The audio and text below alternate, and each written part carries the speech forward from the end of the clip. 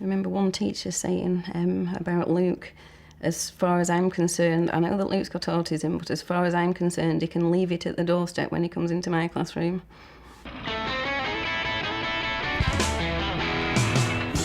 Including pupils on the autistic spectrum may be very challenging for teachers. And for their autistic pupils, school life can be a blooming, buzzing confusion of uncertainty. Blackpool is home to the Jackson family, Jacqui, her 3 daughters and 4 sons. All the boys are on the autistic spectrum, and 3 of them are school age. 8:30 in the morning, I've done a full day by then. Jacqui is currently doing a PhD on autism and regularly lectures at conferences for education professionals. She has also written a book about autism and family life. Ben is 8. He is on the autistic spectrum and has some developmental delay. He is on roll at a special school, but has a flexible education plan, including home education. Joe, who's 12, is included in mainstream school and also has ADHD. And he went to punch me, so I went to punch him back, but I punched her really. Luke is 16 and no longer attends school. He's written 2 books, designed a website from scratch, and for him, the school experience was very difficult. He has Asperger's syndrome. Sorry, that was just me messing about. Action! Describing autism is such a hard thing to do in the first place. I mean, it's characterised by what is called the triad of impairments, which is in social interaction, communication, and, this used to say imagination, flexibility of thinking. Basically, these difficulties, if you want to call them difficulties, I prefer to say differences, just manifest in so many different ways. So some people might not be able to speak at all. Some people might speak an awful lot, but about one subject. With social interactions, some people might not want to interact. Others want to interact desperately, but do it quite inappropriately. Asperger's syndrome is a communicational disorder, and I have problems with communication, social interaction, and imagination, which has recently been changed to theory of mind. I have problems in social situations. These can be anything from school to a night out. Can be anything at all. But these things which people usually find easy just don't come naturally to me at all.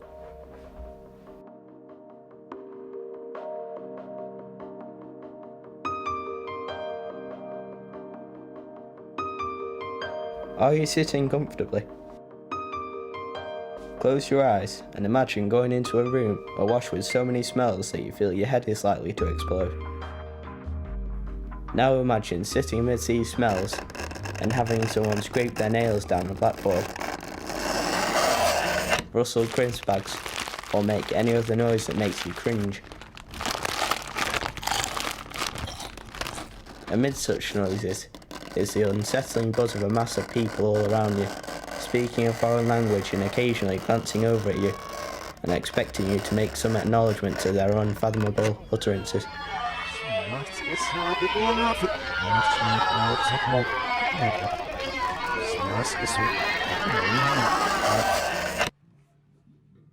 I have problems with processing, which is the biggest problem. I can't follow speech and things as quickly as other people, so there'll be a conversation going on, and because I haven't processed what's been said before, then I'll be one step behind everybody else. Luke was diagnosed with Asperger's syndrome when he was 8. All I got told was Asperger's syndrome on the autistic spectrum. Goodbye, that's it really.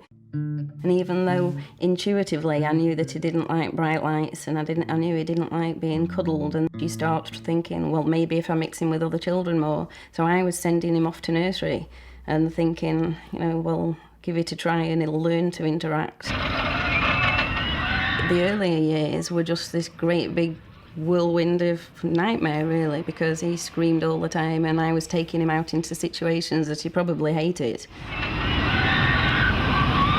To be honest, I don't understand what people would be thinking. I don't understand that people feel different things to me. I don't understand that people think different things to me. I just don't understand how this works, to be honest. It's empathy, and it's knowing what people are feeling and thinking. It's being able to put yourself in somebody else's shoes that is hard for an AS person. The flexibility of thinking is something that really characterises all people with autism, in my opinion, because they're so very, very rigid and, you know, really not getting other people's point of view in quite the same way. The lack of imagination being a symptom of AS has been changed recently to theory of mind, because if you look at a lot of the work, say, of a AS person, and say if it's photography or if it's painting or if it's novels, then it was clear that there isn't a lack of imagination. They don't know what my imagination is like, do they? And I say, I'd go and get one of my stories or something, bring it in and prove them wrong and say, look, I have got a good imagination.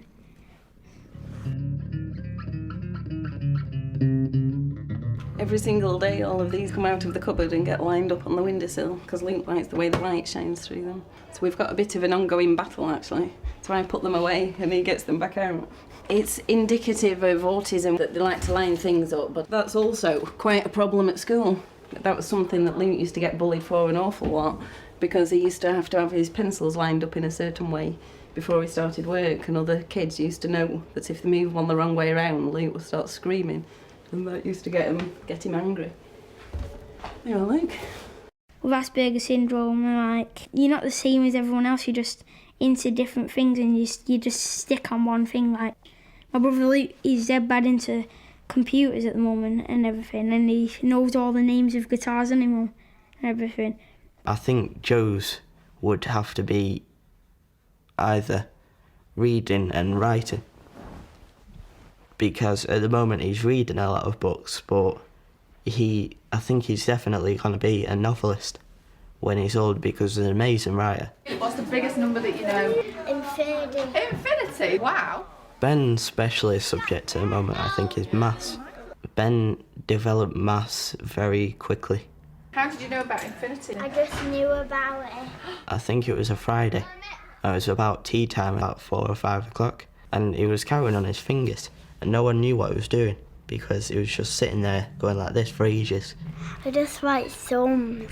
And then he just looked up at Mum and came out with this huge sum. I know nearly all of them. Like 346 plus 42 plus 85 plus 7 plus 2 plus 56 is this. And then came out with this answer. And Mum just checked it on the calculator on a computer. And he was right. I don't really do reading, so I'm not really a reading guy. So I'm not good with reading, but I'm good with numbers. He always says to Mum that he's a numbers guy. I'm a numbers guy, really. So that's definitely Ben's specialist subject. I think the school were learning as much as I was to start with, and the main difficulty Luke had was with bullying. He was so different from his peers, and he stood out because he liked to walk round in circles, he liked to line things up, he only talked about dinosaurs at that particular time all the time. And he really couldn't understand why teachers would make him do circle time and why they would want kids would want to play cowboys and Indians.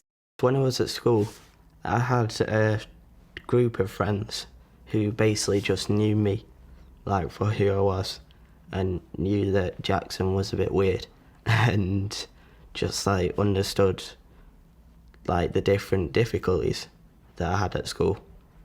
So making friends with them wasn't really an issue. But generally socialising just within, say, class and, like, with teachers and students alike was just a lot more difficult than it should have been, to be honest. A lot of the time when he was very little, it manifested as aggression. You know, he just got angry and hit people. But as he got older and he started school properly, he just really withdrew into himself, and he was quite isolated and in his own little world in a way. Quite unhappy little world, I think, because he didn't really get what was going on. Action! What we're going to do today is we're going to look at experimental probability. We've looked at probability before, Joe. Thank you. Joe is 12 years old, and Joe has a range of all sorts of complex difficulties. The most one that presents is attention deficit hyperactivity disorder, ADHD, and all of the language difficulties that are associated with Asperger's syndrome.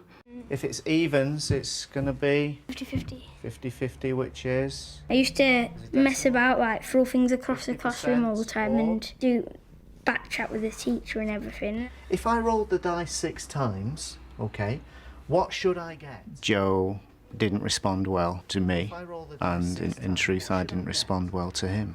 It took a while for us to get used to one another, and I think it took a while for him to settle down. All I ever heard was, Mr. Sagar's kicked me out of class, Mr. Sagar this, I can't stand Mr. Sagar. And, you know, it was this constant, you could tell there was just a clash the whole time. And then Joe's support worker said that she could time him, and within 5 minutes he would have been kicked out of class on every single maths lesson. Joe was doing it on purpose to get out of class, and he was winding Mr. Sagar up. Okay, what you need to do is you need to tally up your frequency, okay? So write the numbers in the end column once you've actually... Joe arrived as a bit of a mysterious package, really, because he wasn't at the time subject to a statement of special educational needs. Jacqui, in many respects, was the key element in this. She was very open initially with her concerns. She gave quite an accurate picture of Joe's behaviour in school, which was very, very valuable to us. But the most important thing is to listen, to communicate. If a teacher phones me up and says, Joe's not coming to lessons, or Joe won't listen, or he's not done his homework, I always say, thanks very much, I want to know. Because if we know at home that they've got an issue in whatever subject, then you can talk it through, and we can take our time doing the work that you do with kids that learn in a different way. There was a period that we went through where Joe actually worked on his own away from the classroom, and I wasn't particularly happy about that. And it came to a head one day, and we sat down and discussed it and said it wasn't going to happen anymore. We were going to try and work together rather than work against one another. I didn't really listen. He took me into the surf unit, closed the doors, and just we was there for ages, and he was just going on about stuff but I was just, there's a keyboard next to me, so I was just going doing on the keyboard, and he was there going on, and I was like, but I could tell he was trying to get to me, and he did. When I actually sat down and talked with Joe, I didn't understand what the problem was, and I realised that he'd got difficulties there, which I was aware of, his particular difficulties, but he just wasn't responding. So we sort of sat and discussed and looked at the way that we could actually take the lesson onwards. I listened, but I didn't. I knew what he was saying, but he went on for too long. So he meant to say you need to improve, and you're not getting it right at the moment, and you're not going to get a good education if you don't get on with your work properly and everything like that. And I adapted my teaching styles, not just to suit him, but to suit the whole of the group. And from there, it seems to have been a pivotal moment, really. And then it went quiet, and I said, what's going on in maths? And Joe said, it's 8 in maths now, he plays music. So I said, that's quite interesting, because Joe works better with music. We made pizzas, symmetrical pizzas that we cut into fractions. Quite a lot of the time, we're looking for data handling. Well, why not get primary data? What I've become aware of is to try and give it some form of meaningful context for Joe and the other children in the classroom. Well, once he let us run around the field, and we had a stopwatch each, and we were timing each laps round. But then we thought that was dead good, but then we got back into the class and we were doing work on that, but that was dead good. Looking at things that they can get involved with and that they're going to remember and relate to, so I can relate to it into the classroom. We get to do the work, but we're still learning and everything. It works for Joe. You know, it burns off his energy. Joe is a hands-on learner. It works far, far better for him. But it also means that he's not disrupting the rest of the class quite the same. Ben is 8 years old with autism and lots of his own other little added bits and bobs. He has an uneven profile, as children with autism do, so he's good at maths, he's absolutely amazing on the computer, the PlayStation, and other things. He has learning difficulties, so he developmentally is a lot below his age. Like, on websites I really like, but there's some scary games on some websites, so I don't go on. He couldn't walk when he was 4, couldn't speak. Blatantly obvious he had special needs. It wasn't a case of working out what was wrong. He could have had a flag on his head saying autism at one time. But I was determined that with him, he wasn't going to, you know, have the same kind of difficulties that the others had. I kind of negotiated a deal where I was going to flexi-school him. So it's written in part 4 of his statement that he's part shared, so I teach him at home a couple of days a week. I don't go to calls on Fridays. What do you do on Friday then? I do her medication. As a parent, you spend all of your time when you've got children, particularly children with a hidden disability, trying to pick out what I call autistically friendly teachers. The school that he's going to, I can't fault in any way, it's an excellent school. The head teacher was receptive. Ben is on roll at Woodlands Special School. They have developed a flexible education plan with Jacqui, which features inclusion at mainstream school St John Vianney.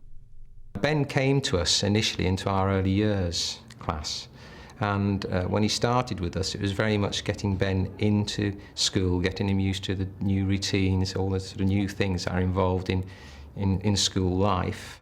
So building up his confidence. But something I don't like about Woodlands, all of it is too easy for me, and I really like harder things to do. When we felt he was ready for some mainstream inclusive experience, he started coming through to St John Vianney's. Okay, we're ready to get on the bus. Now we've got to the stage where he actually spends the majority of his time in school, his school time at St John Vianney's. Certain children taken out from Woodlands and over to the resource base. And he used to talk about liking his talking kids, and he loves playing with his talking kids because some of the, you know, a lot of the children in his class at the time, they do now, but didn't speak. Something I like about St John's, what you don't do at Woodlands, like your friends know what I really mean, but at Woodlands they don't. One of the main aims for Ben when he's here at St John Vianney's is for him to have the opportunity to mix with peers of his own age and the opportunity to gain good role models of speech and language and behaviour, to give him the confidence to work in large group situations. That's fantastic writing, and you've remembered finger spaces. Okay, Ben, can you have a look for page 52? One of you two is going to include Ben, because you've got... Today's lesson is to join in with the oral part of the lesson, where it's the whole group working together, and to see if he can, on his own initiative, answer questions, put his hand up, and just take part with his peers in the class. Okay, if it was £10 and you only took £5, Ben, what would happen? You won't be able to go. Oh no, you'd drive all that way, you wouldn't get in, would you? Well, we know already, don't we? We know already. So one of the main targets was for Ben to be independent, for Ben not to wait for me to give him a second instruction and to listen to Mrs. Poole. I don't know what to think. I don't know what to do. Okay, so you want to have a think about it. Right. If he got stuck on a particular question, for him to look to his peers for help. Sphere, cuboid, prism, they're all there. Ben would be very hesitant at the beginning of the year, putting pencil to paper, just giving him the confidence to do it, to manage things for himself. And in this way, one of the main targets for Ben is giving him life skills. Ben, do you understand where to put that one now? Can you show me that shape on your page? Yeah, I do numbers all the time and lessons I like about shapes. You have to know your names. Actually 3D shapes, they're hard. You have to write in what your shapes are called. They love it when Ben comes in. They will ask, can I sit next to Ben at lunchtime? Can I come into the resource space and play with Ben? They really accept him as one of their class members. When Ben first came here, he would much rather have playtimes here in the resource space, and I would invite a few children to come in, and he would much prefer indoor play, and he didn't really seem to understand outside play. There were too many children, a big playground, and he would always ask where is the child he wanted to play. He couldn't spot them on the playground. But now we have Ben saying that could he have longer outside, and when the bell goes he tells me off sometimes because he said that was a very short playtime because he was just getting into a game of Star Wars. And he is beginning to go out and approach children and ask them, can we play a game, rather than waiting for me to go and initiate play with him or to other children to come up to him. We're playing Star Wars. It's dead good. It's a bit like being on holiday at the moment. It's perfect. He loves it. He's happy with everything. And the school are always happy to adapt, and the teachers are great with him. The only difficulty we always have is when any changes happen, because Ben is appalling with changes. He hates them. Right, OK. Where are you going now? That was explained to me at the beginning of the year, that Ben will need all these structures. I think this does work well for Ben. However, there are times where there is a sudden change and he copes extremely well with those changes. Quite often he doesn't react at school. You know, he's very, very quiet, and then he comes in and punches me, and, you know, I end up with a black eye. It's me that suffers an awful lot of the change. You know, they fall back when they change anything. But that's his education in a nutshell, really. For teachers to build children's self-esteem with any kind of difference is so important. For example, Ben takes the register to the secretary, so that gives him a sense of importance, that he can walk down a corridor on his own and is safe. He's got his own special little job. School is just amazing. Different social situations, different expressions, and different things to distract you. It's like you'd be having a conversation with someone, trying to work out what's being said and what expression's being said. But meanwhile, just to make it a little more difficult, then you have bells ringing in the background, you have people running around beside you, you have to think about what lessons you're going to and like what you're doing next. It just all makes it so confusing. Children with autism or on the autistic spectrum are visual learners in the main, so work a lot better with pictures if they're younger children at schedules. But if schedules were made, put at the door and said, have you written your homework down? Have you picked up your bag? Do you know where your next lesson is? Then it would benefit all of the children.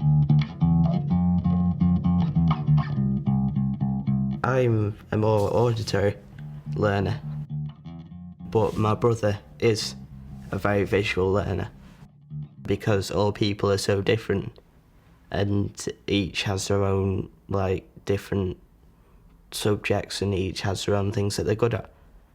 Then it depends completely on the person and what they find interesting and what they find they can do. There is a lot of positives. Ben is autistic, but he's the most honest kid you could ever come to find at all, and he's the nicest kid as well. My best thing I really wanted to do is be a footballer, because I just really like football. Joe is ADHD, but he has the best imagination of any kid around that I know. And I've got a pet fish, which my mum tried to drown. He says he hasn't got an imagination. I find writing easy, which I suppose would be a skill that had helped me in later age. So far, Luke has written 2 books, a guide for other young people with Asperger syndrome, and another about the benefits of a gluten and casein-free diet for people on the autistic spectrum. We are not allowed bread, so I have to have these things called corn cakes. Gluten is the protein in wheat, barley, rye and malt. Casein is the protein in dairy produce. Children on the autistic spectrum, they don't process these proteins in the same way and they convert them to peptides, gluteomorphine and caseomorphine. It has the effect of heroin. It's very much like morphine. With Ben, it used to make him giggle hysterically. He would flick his fingers around, and Luke gets quite aggressive when he's off the diet. When they've had any of the things that they are intolerant to, they crave it, just like an addict would. Go on. You know, in maths they made pizza, Joe ate the pizza. Play-Doh is made with wheat. Paints have flour in, glue has flour in. There's so many things, so you have to provide it all. Can't go out to restaurants or on school trips, have ice creams or anything, but it's in Joe's statement, but it still gets missed. My advice to someone who was expecting a child with complex difficulties is to really involve the parents as much as they possibly can, as early as they possibly can. But don't do that as a paper model. Don't do that as a piece of writing down, well, now we've got these targets, this is where we move from here. You really have to be prepared to apply those situations and also make your staff aware of what's going on. The successes that we may or may not have had with Joe, and I think we probably are having quite a lot of success with Joe, are largely due to Jacqui's quite positive influence and support, even at the time she may have had frustrations and been concerned. We've never ever felt that she isn't supporting us and with us and isn't trying to work with us towards solutions. I'm well aware of who Joe is, and I would hate to teach him. I feel quite sorry for teachers. I'd hate to have him in a class, because to try and do one job while they've got him bounding around squeaking must be really difficult. You gave me time to look back, didn't you? But with other people, they don't give me time. They just ever go at me straight away. So I'm looking away, and they go, Joe, concentrate. So I go, But with you're just looking, and then I get a chance to look back, but I'm only having a look, see what's happening, whatever. I'm like a cat, really. I like moving. AS isn't something different. It isn't something apart from the person. Say, it's not like an illness you could have. It's not like a cold or anything. It's just part of my personality.